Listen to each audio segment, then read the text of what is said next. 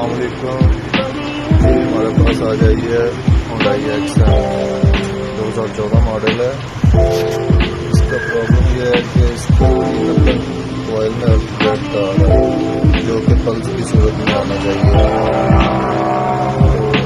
तो दूसरे बंदे ने इसको ऑयल से दिया हुआ था, लेकिन इसका प्रॉब्लम ये है कि इसका कंप्यूटर में मसला है। खोलेंगे इसको चेक करेंगे, इसका हुआ वैसे इसका बड़ा मुश्किल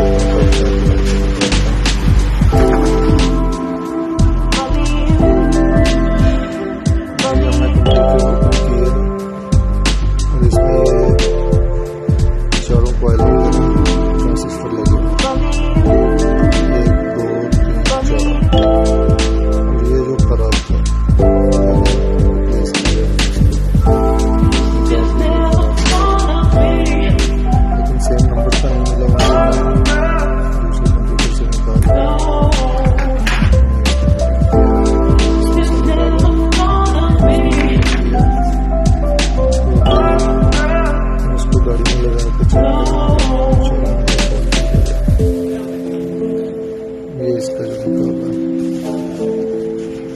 ये तीनों सेम नंबर के हैं, जिसमें फर्क है, लेकिन काम इसका सेम है।